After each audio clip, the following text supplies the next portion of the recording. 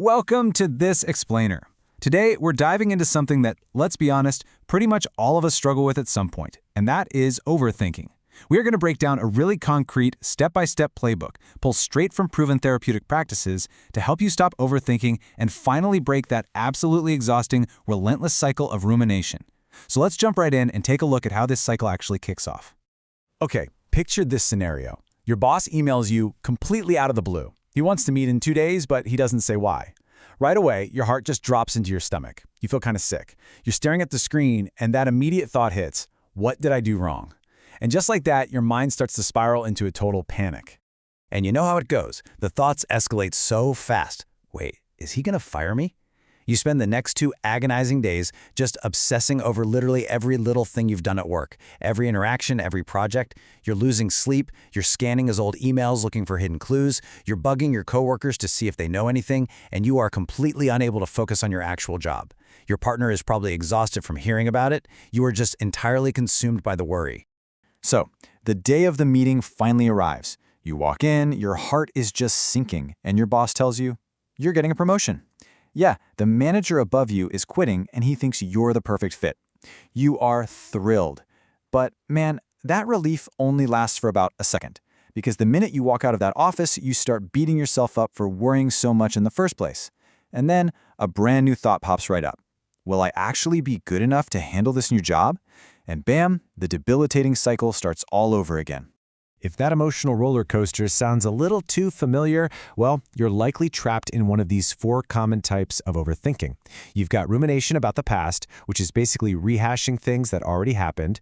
You've got worry about the future, like the job promotion scenario.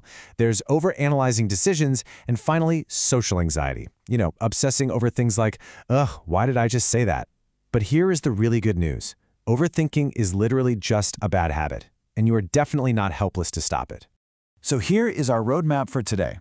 We'll start by looking at the overthinking cycle, then move through our 6 steps. Notice a name, schedule worry time, redirect, action, and finally, taking back control. Let's get into it. First up, the overthinking cycle and building your playbook. To actually break this bad habit, we need a structured approach. We're going to explore 6 specific therapy skills sequentially today. We're taking these kind of abstract psychological concepts and turning them into a concrete, empowering manual for you. By the end of this explainer, you're going to use these exact steps to basically become the referee of your own mind. So let's start with step 1. Step 1. Notice and name. Catching the habit.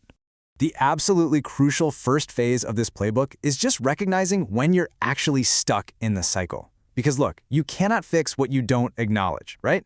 So you've got to get really good at identifying your personal triggers. Ask yourself, when and where do you ruminate the most? Is it right before bed? Is it after a social event?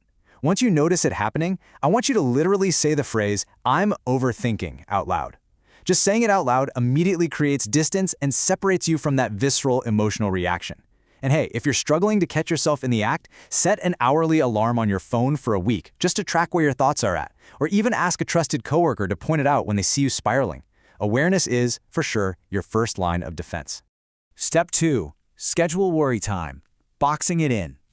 Once you're aware of it, to really take control, you need to adopt this golden rule. Never worry in your head, do it on paper. You are going to start setting strict boundaries around exactly when and how you are allowed to worry. Try this. Schedule exactly 35 minutes of dedicated worry time at, say, 2 p.m. every single day. When you literally put it on your calendar and physically write your thoughts out, maybe do a pros and cons list or just a massive brain dump, it proves to your brain that it doesn't need to nag you all day long. Honestly, your brain loves boundaries. If you give it a specific time and place to fret, it will let you off the hook for the rest of the day. Steps 3 and 4. Redirect, changing the mental channel. All right, so with boundaries in place, we move to a concept called cognitive diffusion. Your brain is basically a thought machine, right?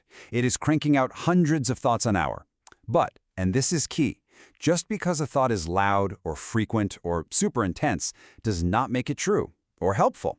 By practicing cognitive diffusion, you start to recognize that there is a deeper you underneath all those thoughts.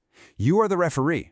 And that allows you to consciously choose which thoughts you're going to buy into and which ones you're just going to let pass on by. To make this a bit easier to grasp, imagine you're holding a TV remote. Visualize shifting your thoughts just like you're changing a television channel. You physically click the button to actively switch your focus.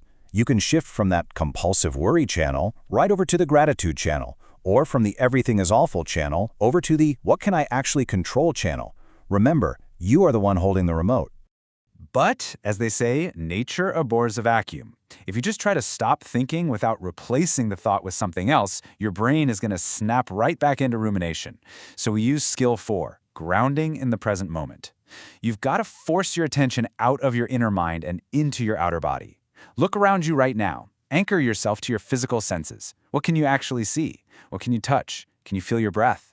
Shift your focus entirely to the people sitting across from you or the exact activity you're doing with your hands, just to firmly break that mental loop. Steps 5 and 6. Action. From why to what. Now listen to the stark difference between these two types of questions. On one hand, we have these abstract why questions. Things like, why am I such a failure? Or why do I overthink so much? These are vague, they lead to a feeling of total helplessness, and they instantly trigger endless rumination. I really want you to treat these why questions like swear words that belong in a mental swear jar. Instead, swap them out for concrete what questions. What is one small thing I can do today? What is one relationship skill I can work on right now?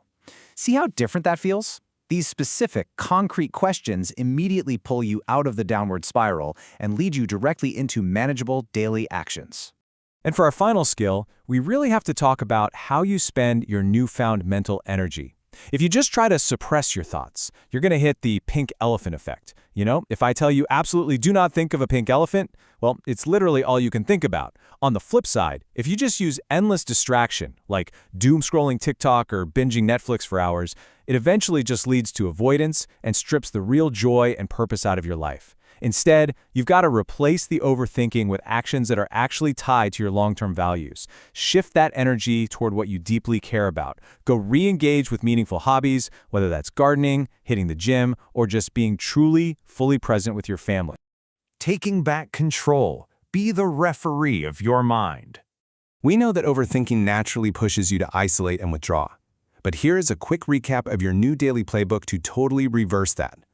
By moving step by step from building awareness, noticing and naming the habit, to setting strict boundaries with scheduled worry time, to actively changing the channel by shifting your attention and grounding yourself, and finally anchoring into your real life through concrete action and living your values, you are actively rewiring your brain. You are finally stopping those wheels from spinning endlessly in the mud, and you're getting real traction. So, as you step away from this explainer today and head back out into the real world, I want to leave you with this one powerful, incredibly concrete question. What do you want your life to be about today? Take these tools, grab that remote control to your mind, and go build a life that's focused on your values, not your worries. Thanks so much for joining me through this explainer, and I will catch you in the next one.